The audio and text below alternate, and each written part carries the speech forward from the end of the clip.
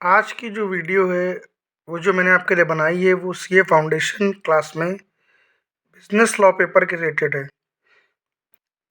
Business law में जो the Indian contract act 1872 है, जिसमें यूनिट 4 to 6 दी हुई हैं, यानी unit 4 performance of contract, unit 5 breach of contract and it's remedies, and unit 6 contingent and quasi contract.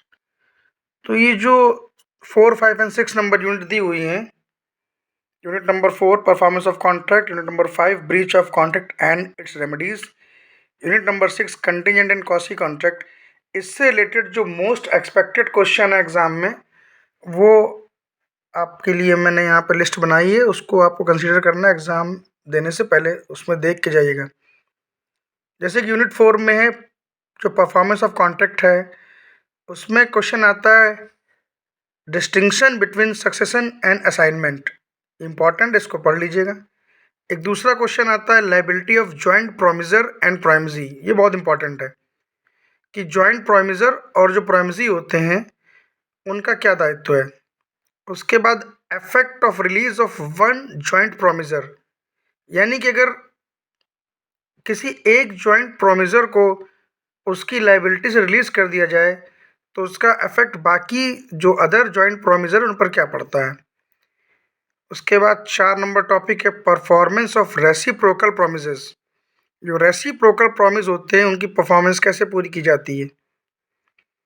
उसके बाद 5वां आपका टॉपिक है agreement to do impossible task. Impossible task या एक्ट्स, ये बहुत ही इंपॉर्टेंट क्वेश्चन है, क्योंकि इसमें initial impossibility at the time of making the contract and subsequent impossibility, that is supervening impossibility, ये बहुत ही इंपॉर्टेंट पॉइंट है।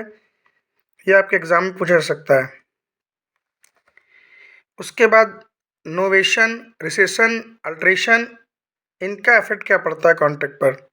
फिर एक क्वेश्चन है कि difference between novation and alteration, कि नोवेशन और अल्ट्रेशन में क्या अंतर है। यूनिट 5 में जब हम जाएंगे, जो कि breach of contract and it's remedies है, उसमें आपको एंटीसिपेटरी ब्रीच ऑफ कॉन्ट्रैक्ट के बारे में पूछेगा, बहुत इंपॉर्टेंट है। फिर remedies for breach of contract में हम जाएंगे, तो जैसे रेमेडीज़ दी हैं कि suit for damages, recession of contract, suit for injunction, इस तरह की।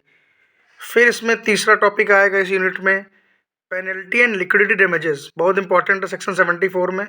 इसमें डिस्टिंक्शन भी पूछ सकता है, distinction between liquidity damages and penalty.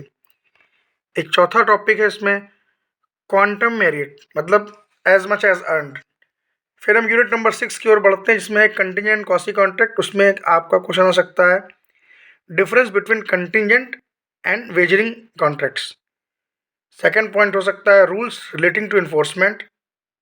Third question जो है वो एक छोटा क्वेश्चन हो सकता है थ्योरी में, salient features of quasi contract. Quasi contract के साइलेंट फीचर क्या है, क्योंकि कॉसी कॉन्ट्रैक्ट क्या है, रिजेम्बलेंस टू कॉन्ट्रैक्ट है, एक्चुअल कोई कॉन्ट्रैक्ट नहीं होता है।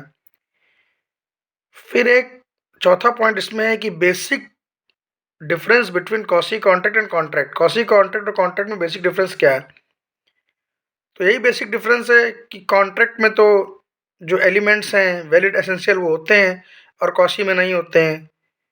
जो आपका कॉन्ट्रैक्ट है वो acceptance plus proposal, offer plus acceptance plus enforceability से बनता है, और जो आपका कॉसी कॉन्ट्रैक्ट है वो क्रेडिट बाय लॉ होता है। तो ये जो 15 टॉपिक हैं, इनसे आप ज़रूर अपने आप को पढ़ाई करके मजबूत करके तब जाइएगा यूनिट नंबर 4, 5, 6 से। तो ये जो मैंने आपको यूनिट नंबर 4, 5, 6 में 15 टॉपिक बताए हैं, 15 क्वेश्चन जो हैं, बहुत ही इंपॉर्टेंट हैं आपके एग्ज़ाम के लिए। तो जो इसको बहुत कायदे से करके जाइएगा पढ़ के। Thank you for watching my classes, Asthana commerce classes. Thank you, thanks a lot.